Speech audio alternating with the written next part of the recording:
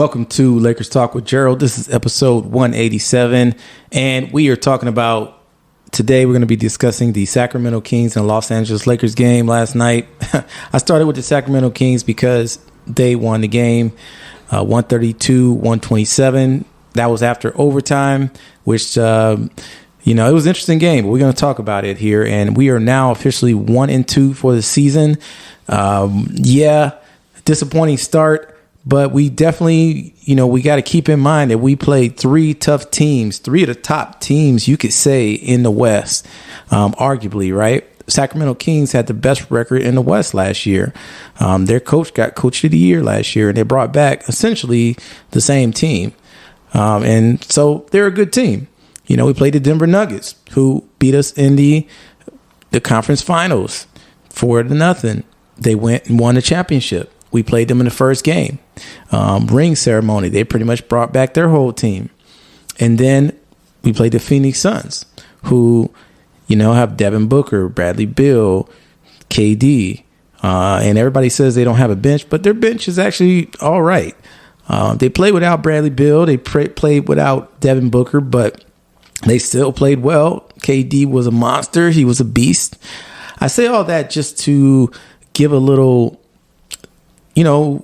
example of what we had to face, right? But that's not an excuse, and still not an excuse, because I say there was, in each one of these games, we had the ability to possibly win the game.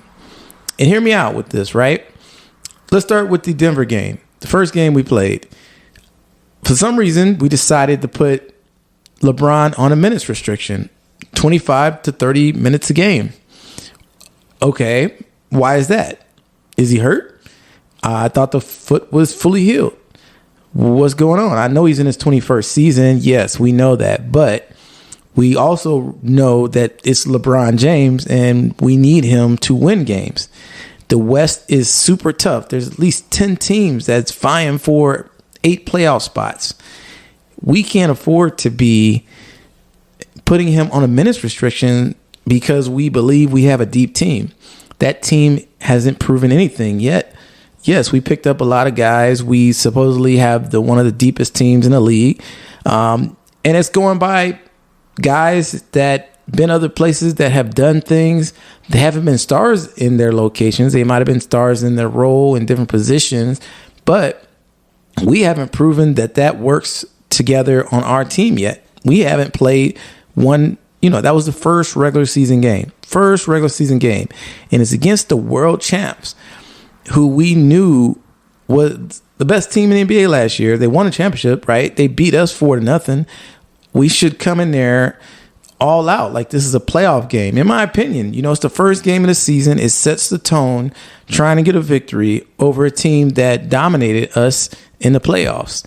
So to me, that just doesn't make sense to even have a minutes restriction on LeBron James. We should have been prepared for this. This is what I'm thinking, right? We had a lot of time. We had more time off than a couple other teams, right? We had time to recuperate, time to get our bodies right.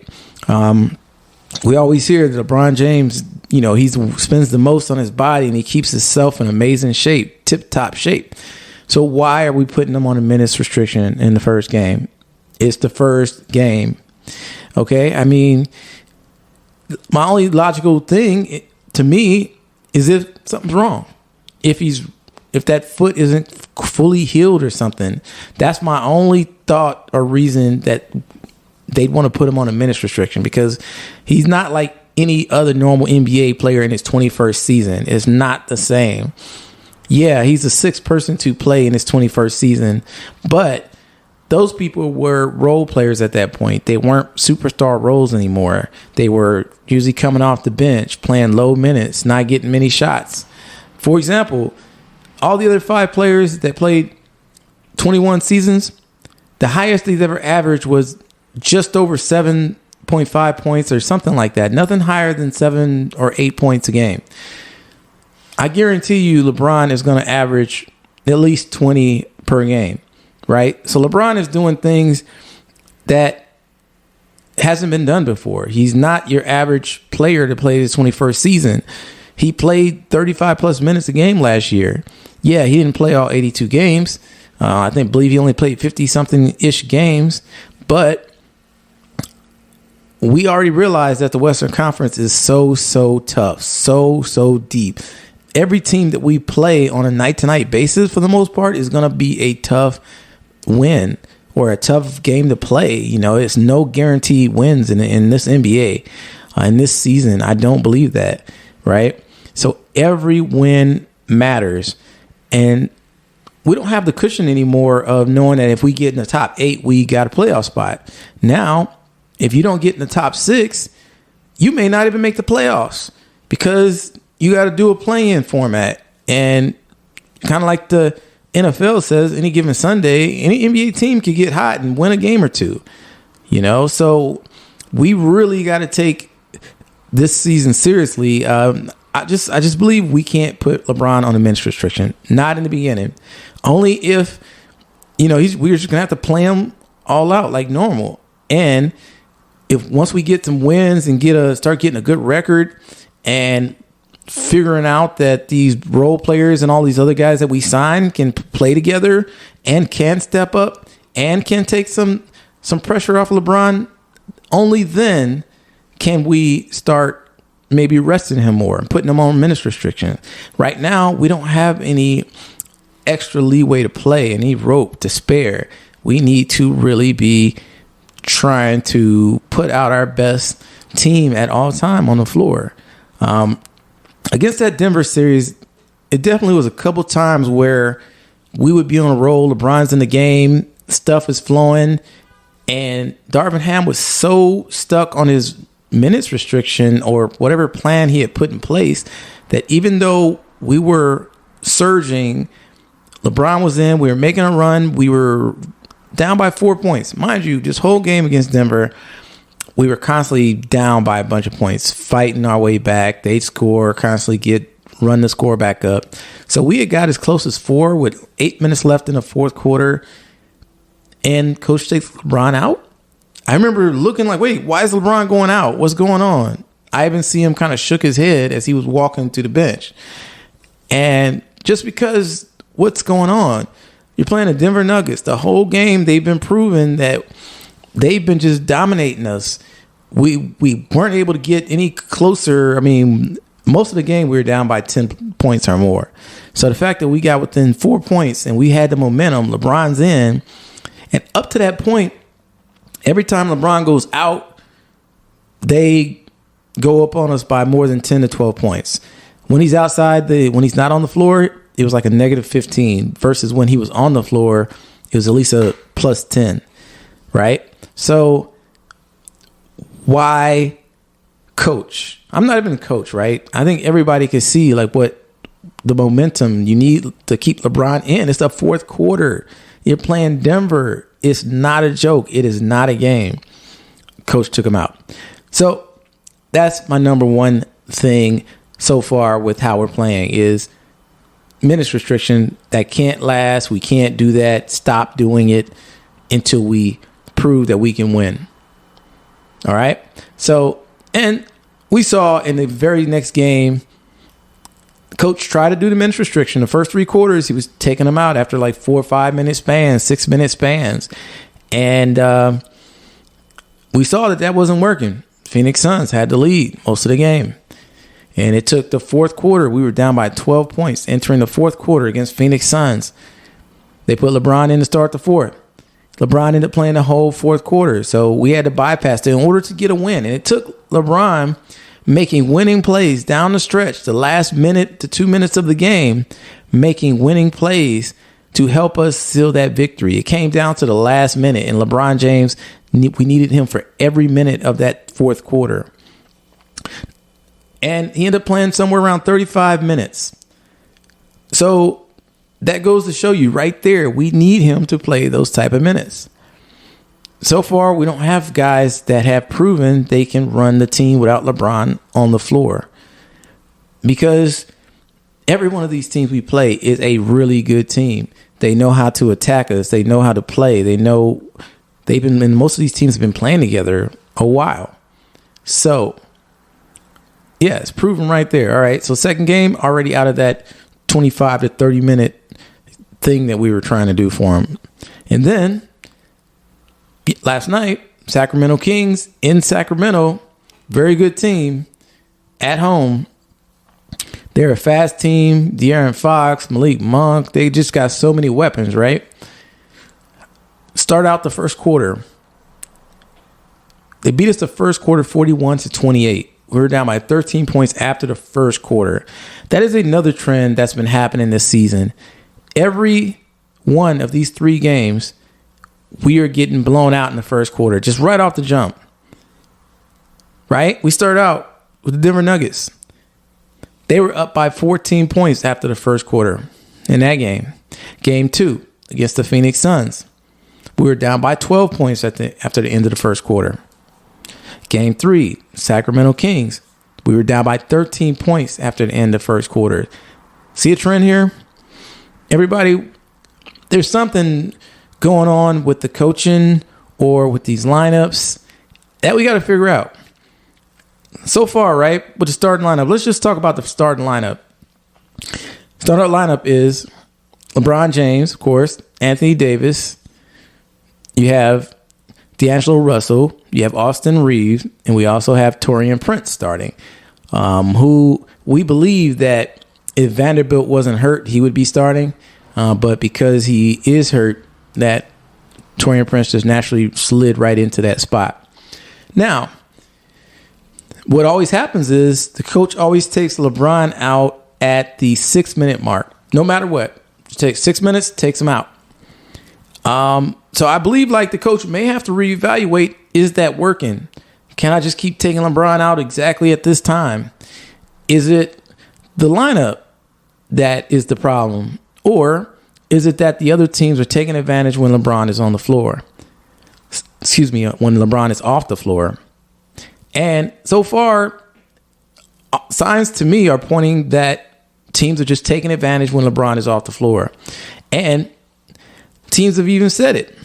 Murray from Denver said the same thing in a post-game interview. He said, they asked him about what it is that they're doing when LeBron's off the floor as far as, outscoring the Lakers versus when LeBron is on the floor. And Murray pretty much said that, hey, the reason that we're outscoring them is LeBron is not on the floor. That's the difference. When LeBron's on the floor, LeBron is LeBron. When he's off the floor, they attack us and take advantage of it. Now, that's where the coach has to figure out lineups that work when LeBron is not on the floor. What guys to put together that can play with good continuity, good, defense with offense. That's another thing too. Having so many guys that are long and tall, that's a great thing. I like the fact that we have a lot of guys that are long and tall, but the issue with that now is the coach really doesn't know how to really put guys in and how to rotate them and how long to play them. Rui Hachimura, who we believe last year in the playoffs, he had a breakout playoffs. I mean, he definitely was proven. We re-signed him for good money, right? In some years. He's barely getting 12 to 15 minutes a game. He's playing in these spurts, and then he's getting taken out. We're putting Christian Wood in. We're putting a bunch of other guys in our fours, right? But the point is that, we're playing so many people, and it's hard to get guys in rhythms if they're constantly getting rotated out, playing 5 minutes here, not playing in the second half, one game, playing in the second half, the other game. The guys out there don't know what their role is pretty much, And so that's one of the reasons is rotations with the coach. So that would be number 2. Number 1 was LeBron James minutes restrictions shouldn't be, right? We need to play him normal, like it's playoff games almost, or it's very important regular season games. Number 2 is the rotations. We got to figure that out and play the right people when LeBron's not on the floor. And even when he is on the floor, figuring out when to take him out, when to keep guys in, right? So the next thing is certain guys aren't stepping up that we expected to step up, right? We signed all these guys that we had from last year that was balling out. Let's start with Austin Reaves. Austin Reaves, hell of a player last year, was balling out, scoring, unexpectedly getting to the free throw line all the time, had a great impact in the playoffs, shot over 40% from three. He was probably our most consistent outside of our two superstars, the most consistent player in the playoffs last year. This season, he's laying an egg these first 3 games. In the preseason, he was shooting amazing from three. He was scoring, looking just like himself last year. Since the regular season started, these 3 games, he has been laying a dud, does not look like anything like last year, shooting like about 25% from three. Just his overall game has been horrific these first 3 games, right? Same thing with D'Angelo Russell. His three-point shooting last year, he had a career high in three-point shooting when he came to the Lakers. 39, close to 40% from three-point shooting. So far in this regular season, shooting somewhere around 25%. So those are both our 2 starting guards, both shooting around 25% from three. And they both are guys that shoot a high volume of three-pointers.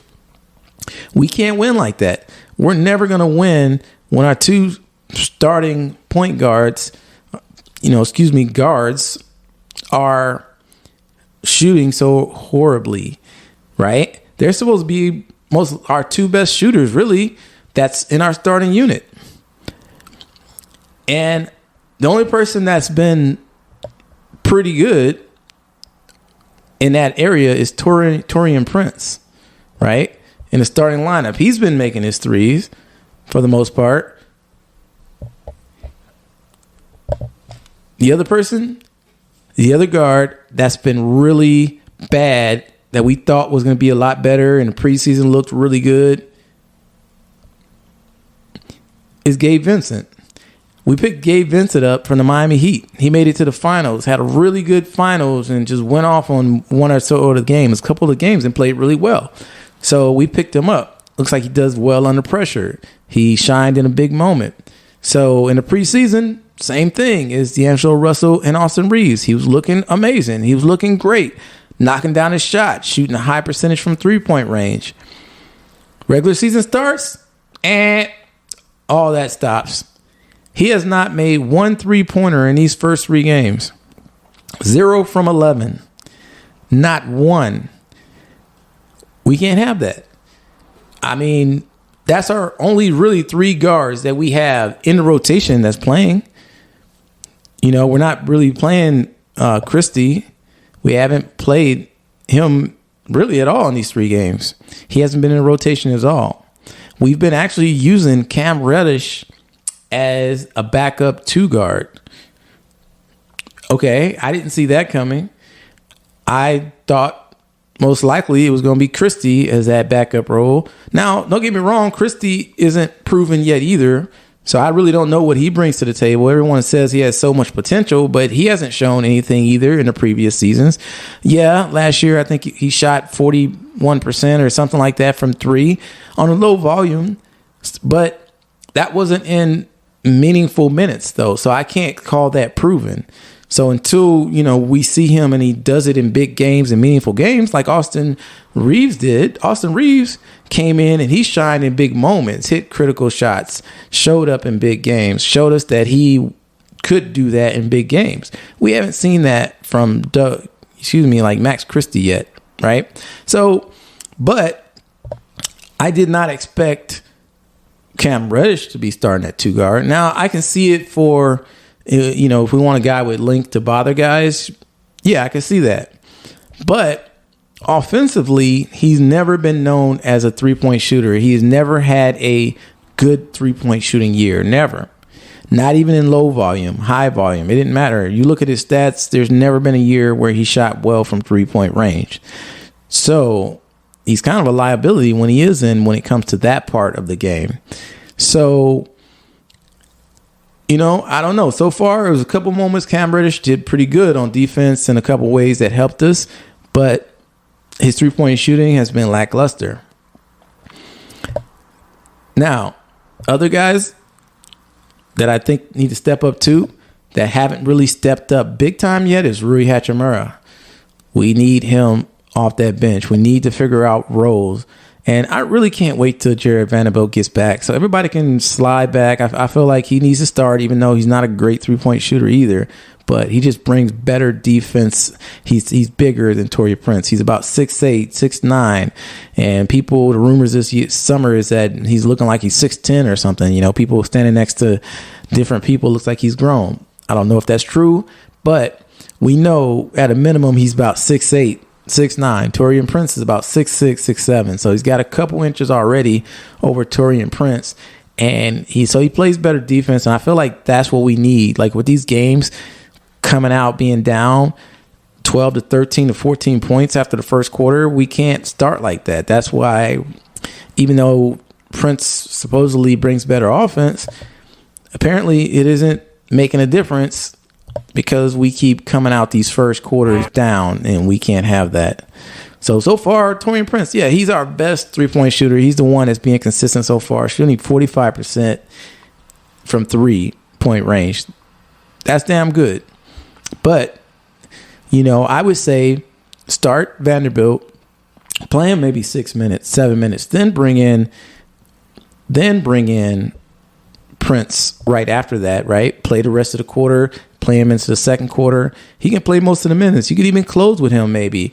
It depends. But I say, you know, that's where Prince definitely will help us a little more, right? Once Vanderbilt comes back. Now, it's going to be a little bit so before Vanderbilt comes back, because word is that his heel was feeling better, but he's going to get reevaluated in another 2 weeks. So, man, we don't know when he's coming back. It could be a month from now. Last time we've had stuff like this, it usually lingered on, and it ended up being a while. So we got to play as if he's not even around or not even coming back anytime soon. So with that, that's where I feel like the coach needs to figure out how he's going to play guys. He needs to settle down to like a 9-man, 10-man rotation, because right now we're playing too many guys and guys aren't being able to settle into their roles. Rui Hachimura, I think he needs to be one of those 9 to 10. Christian Wood, I believe he should probably find a spot in there too, right? After that, that's where you got to make some decisions on who else is going to be in there, right? So far, he's been playing Cam Reddish from some good minutes, and he's been playing Gabe Vincent like really big minutes. He's been closing Gabe Vincent the last couple games in the fourth quarter. And I believe that's the biggest reason for that is because Austin Reaves has been playing so poorly. Last night, I believe he shot 1 for 12 or something like that, just really bad. Wasn't making barely anything. So I believe even though Gabe Vincent hasn't been making his three-point shots at all, hasn't made one, I believe that's one of the reasons why he's been closing with Gabe Vincent, and he believes Gabe Vincent is a better defender on small guards. Gabe Vincent is 6'2". He's considered a small guard himself, so maybe that's why he's keeping him in. He just figures better defense, and the fact that Austin Reaves haven't been playing well yet. And someone said yesterday, I was looking on Twitter, and someone said that it looks like he's lost his legs. Looks like from playing in the Olympics, that might have kind of overdid it. And so far, it is looking like that. So I'm hoping we can step back up, everybody, and I'm hoping that all these people, Austin Reaves, D'Angelo Russell, and Gabe Vincent can get their games back together, can figure out, miraculously somehow get their three-point shot back, can figure out how to play together, and that will go a long way in getting us victories coming up. So next game up is the Orlando Magic. It's going to be at home in the Crypto.com arena. 10:30 Eastern Standard, 7:30 Pacific Standard Time on NBA TV. Or if you are in LA or around that area, most likely you're watching it on Spectrum Sportsnet. Of course, I don't live in Los Angeles area anymore or in Southern California, so I have to watch it either on NBA TV or League Pass or any other the nationally broadcast channels. So if you're like me, that's where you can catch the Lakers on NBA TV tonight. I'm going to do a review, of course, after that game. Hopefully we can get a victory, everybody. But I believe Orlando Magic has not lost yet. I believe they're 2-0 right now. And so I definitely don't want to take them for granted. We got to play as hard as they're the number one team in the league. Because the schedule, we can't afford losses. We're already 1-2 on the schedule. We're the bottom of the Pacific standings, right?